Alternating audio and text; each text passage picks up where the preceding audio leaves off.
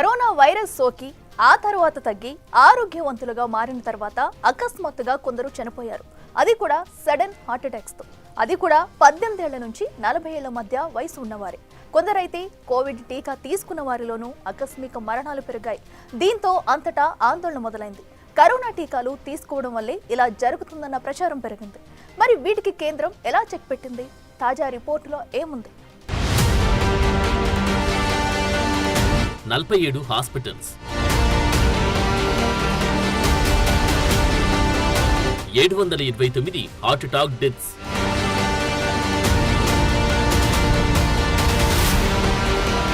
Covid టీకా తీసుకున్న వారిలో సడన్ డెత్స్ పై పరిశోధన చేశాయి ICMR, AIIMS, national centre for disease control. అసలు ఎందుకు చనిపోయారు, ఏం జరిగింది, వారిలో ఉన్న అనారోగ్య సమస్యలేంటి, ఇవన్నీ ప్రశ్నలకు జవాబుల్ని డీకోడ్ చేశారు. నిజానికి ఈ విషయంపై స్టడీ ప్రత్యేకంగా చేయకపోయేవారు. కానీ 40 ఏళ్లలోపు వారి వరుసగా చనిపోవడంతో మ్యాటర్ సీరియస్ అయింది. అందుకే స్టడీ చేయించింది కేంద్రం.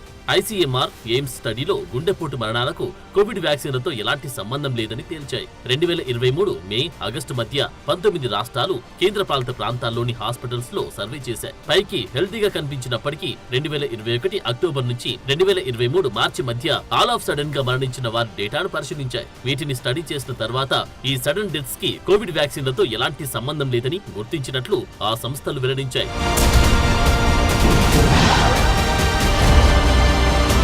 భారత్లో కోవిడ్ వ్యాక్సిన్లు సురక్షితం, సమర్థవంతమైనవని, వీటితో సైడ్ ఎఫెక్ట్లు చాలా రేర్ అని తేల్చారు. గుండె సంబంధిత ఆకస్మిక మరణాలకు చాలా కారణాలున్నాయని, జన్యుపరమైన సమస్యలు, జీవనశైలి, గత అనారోగ్యాలు ఇలాంటివి ఏవైనా కారణం కావచ్చన్నారు. ఈ సడన్ డెత్స్ కి కోవిడ్ టీకాలే కారణమంటూ జరుగుతున్న ప్రచారం పూర్తిగా తప్పు అని ప్రకటించారు. కోవిడ్ మహమ్మారి టైంలో ఈ టీకాలే చాలా మంది ప్రాణాలు కాపాడిన విషయాన్ని రిపోర్ట్ ప్రస్తావించింది. Establishing the cause in sudden unexplained deaths in young అనే స్టడీ ప్రైమరీ రిజల్ట్ ప్రకారం ఈ హార్ట్ అటాక్స్ కి జన్యు పరివర్తనలు, అనారోగ్య జీవనశైలి కారణాలని ఐడెంటిఫై చేసింది. గుండె సంబంధిత సమస్యలు, గత ఆరోగ్య సమస్యలు, కుటుంబంలో హార్ట్ అటాక్స్ హిస్టరీ, వీటికి తోడు కరోనా సోకడం వంటి కారణాలుగా తేల్చింది.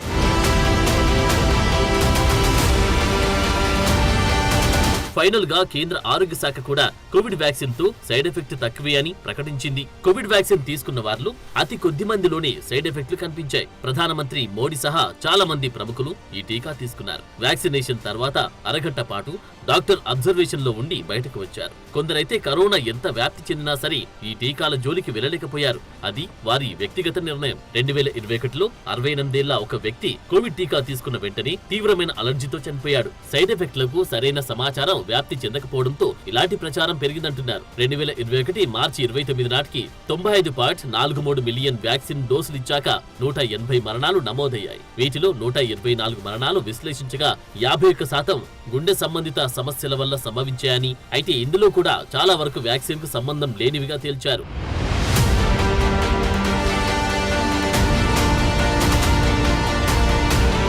ఐసీఎంఆర్, ఎన్సీడీసీ, ఐఐఎంఎస్ 47 ఆసుపత్రుల్లో 729 మరణాలు విశ్లేషించాయి. అంతేకాదు వీరి డేటాను 2916 ఆరోగ్యవంతమైన వ్యక్తులతో పోల్చారు. కోవిడ్ వ్యాక్సిన్లు ఆకస్మిక మరణాలకు కారణం కాదని తేల్చారు. థ్రాంబోసైటోపీనియా సిండ్రోమ్, యానాఫిలాక్సిస్ వంటి తీవ్రమైన సైడ్ ఎఫెక్ట్లు చాలా రేర్ అని గుర్తించారు. ప్రపంచవ్యాప్తంగా 80 మిలియన్ డోసుల కోవిడ్ టీకాలు ఇచ్చారని, దుష్ప్రభావాలు ఎక్కువుంటే చాలా మంది చనిపోయి ఉండేవారని గుర్తుకు చేస్తున్నారు. వ్యాక్సిన్ తీసుకున్న తర్వాత కొంతమందికి తేలికపాటి జ్వరం, తలనొప్పి, అలసట వంటివి రావడం కామనే. ఆ తర్వాత కొద్దిసేపటికి పరిస్థితి నార్మల్ అవుతుంది. ఇది కరోనా టైంలో అందరికీ అనుభవమే.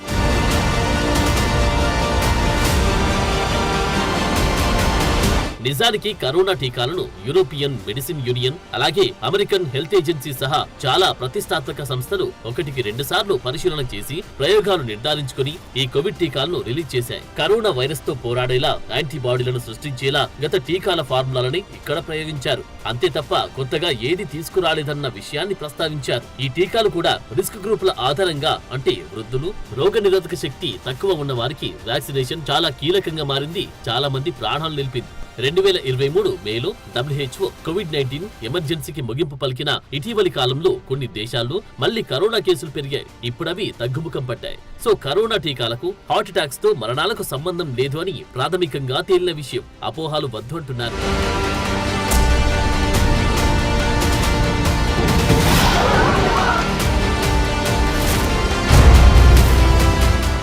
కరోనా వ్యాక్సిన్ తీసుకున్న వారిలో చాలా మంది అప్పట్లో హార్ట్ అటాక్స్ తో చనిపోయారు. దీంతో కోవిడ్ వ్యాక్సిన్ అనవసరంగా తీసుకున్నామని చాలా మంది ఫీల్ అయ్యారు కూడా. రక్తాన్ని గడ్డకట్టించి గుండెకు ఎఫెక్ట్ చూపుతుందని అంతా అనుకున్నారు. దీంతో కేంద్రం కూడా ఎందుకైనా మంచిదని స్టడీ చేయించింది. ఐసీఎంఆర్ ఎయిమ్స్ ఇచ్చిన రిపోర్ట్లో కీలక విషయాలు వెలుగు చూశాయి. కరోనా టీకాతో గుండెపోటు నిజమేనా? కరోనా టీకాలు సేఫా కాదా అన్న విషయంలోకి వెళ్లే ముందు కర్ణాటక హసన్ జిల్లాలో గత నెల రోజుల టైంలో ఏం జరిగిందో తెలుసుకోవటం చాలా ముఖ్యం. కోవిడ్ టీకాలు సేఫ్ అని రిపోర్ట్ రావటానికి హసన్లో జరిగిన మిస్టరీ హార్ట్అటాక్ మరణాలకు లింక్ ఉంది.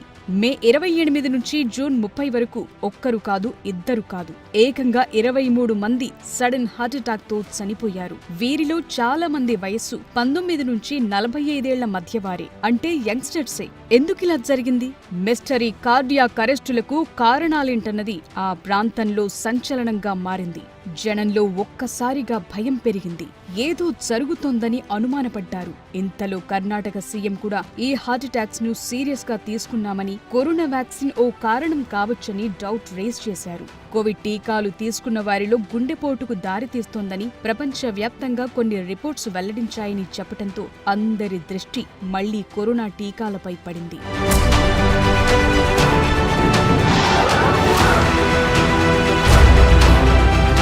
ఈ టీకాల సైడ్ ఎఫెక్ట్స్ 2-3 ఏళ్ల తరువాత బయటపడొచ్చని, చంపేస్తాయన్న ప్రచారం గతంలో విపరీతంగా జరిగింది.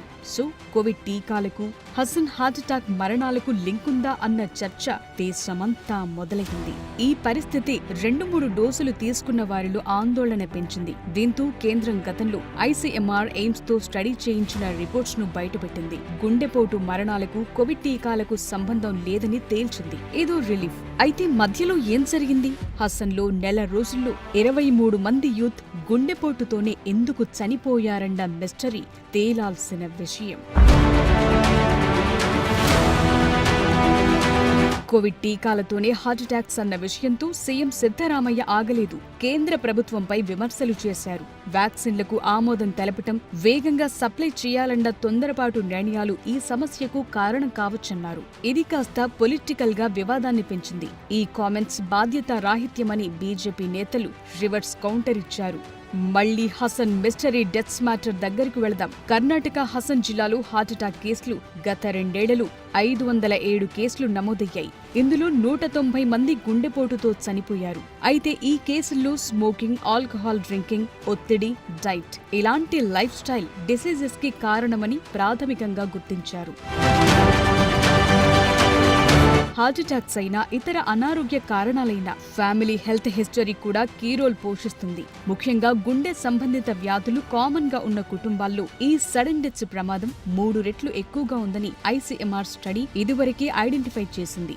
నిజానికి కరోనా నుంచి బతికి బయటపడ్డ వారిలో చాలా మందికి పోస్ట్ కోవిడ్ అనారోగ్య సమస్యలు చుట్టుముట్టాయి. కొందరికి ఫంగల్ ఇన్ఫెక్షన్లొచ్చాయి. ఇందులో బ్లాక్ ఫంగస్ చాలా డేంజరస్ గా మారింది. ఇది మితిమీరిన స్టెరాయిడ్లు తీసుకోవటం వల్ల వచ్చిందని గుర్తించారు. నిజానికి కోవిడ్-19 వైరల్ ఇన్ఫెక్షన్ గుండె కండరాలను దెబ్బతీసే కార్డియోమయోపతి, రక్తం గడ్డకట్టడం, ఇతర గుండె సంబంధిత సమస్యలను కలిగిస్తుందని ఆల్రెడీ స్టడీస్ తేల్చాయి. హసన్ జిల్లాలో ఇటీవల చనిపోయిన వారిలో ఇలాగే కొందరు గతంలో కోవిడ్ బారిన పడిన వారి ఉండొచ్చంటున్నారు. ఒక్కోసారి అధిక శారీరక శ్రమ కూడా గుండె వైఫల్యానికి కారణం కావచ్చు. మారథాన్లలో పాల్గొన్నవారు, జిమ్లలో వర్కౌట్స్ చేసిన వారు హఠాత్తుగా కుప్పకూలిపోయిన ఘటనలున్నాయి. ఇక హసన్ మిస్టరీ హార్ట్అటాక్స్ పై కర్ణాటక ప్రభుత్వం నిపుణుల కమిటీని ఏర్పాటు చేసింది. 10 రోజుల్లో రిపోర్ట్ ఇవ్వాలని ఆదేశించారు. అంతకుముందే కేంద్ర ప్రభుత్వం గుండెపోటుకు కరోనా టీకాలు కారణం కాదన్న విషయాన్ని హైలైట్ చేస్తూ రిపోర్ట్ ఇవ్వడంతో ఈ మ్యాటర్లో ట్విస్టులు పెరుగుతున్నాయి. 2022లో ఒక రిపోర్టు ప్రకారం కోవిడ్ బారిన పడిన వారిలో గుండెపోటు, గుండె వైఫల్యం సంఘటనలు 25 నుంచి 30% పెరిగాయి. అయితే ఇవి టీకా వల్ల కాదు, కరోనా వైరస్ ఎఫెక్ట్ వల్లే అన్నది కీ పాయింట్.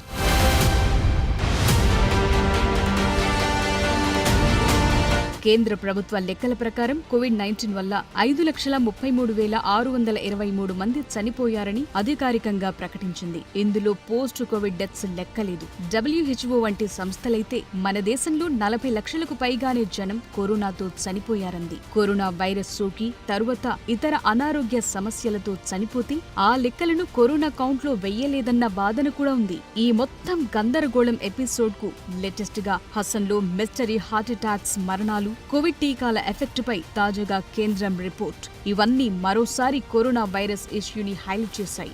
మరి ICMR ఎయిమ్స్ రిపోర్ట్ నిజంగా ఏం తేల్చింది?